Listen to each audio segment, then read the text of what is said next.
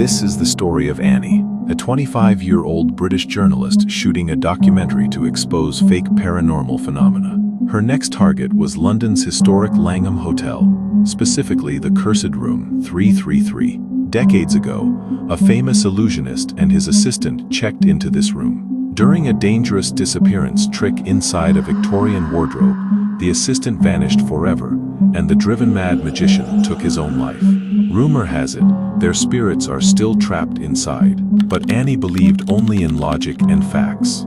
Clutching her heavy equipment bags, Annie arrived at the hotel reception. The receptionist smiled warmly, but the second Annie mentioned room 333, the man's face went completely pale.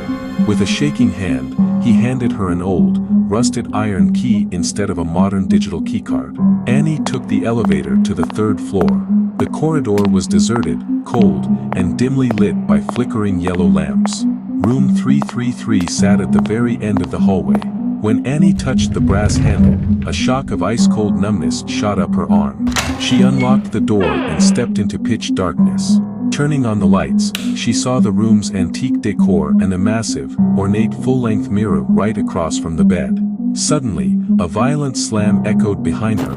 Her heavy tripod bag, which she had safely leaned against the wall, was now lying flat on the floor as if kicked. Shrugging off the chill, Annie set up her camera and night vision equipment. By midnight, she wrapped herself in a blanket and began researching on her laptop. The camera was rolling, its little red light blinking in the dark. Soon, exhaustion took over, and Annie drifted into a deep sleep. At exactly 3:33 a.m., a sharp, rhythmic scratching on the wooden door woke her up. A muffled, distorted voice called out, "Complimentary room service, ma'am." Confused, Annie walked over and peered through the tiny peephole. Outside stood a tall butler in a tattered tuxedo, holding a covered silver tray. Annie cracked the door open. The butler silently lifted the silver lid. Resting on the plate was a vintage, blood-soaked magician's toy rabbit. Suddenly, the toy's glass eyes snapped open, its stitched mouth tore apart, and it let out a horrifying screech, in Annie's exact voice. Terrified, Annie slammed the door shut. She rushed to check her camera, but the screen read, "Error, memory card corrupted." She checked her backup audio recorder. It was completely blank. The temperature in the room plummeted until her breath turned into white mist. Panicking, Annie ran to the bathroom to splash cold water on her face.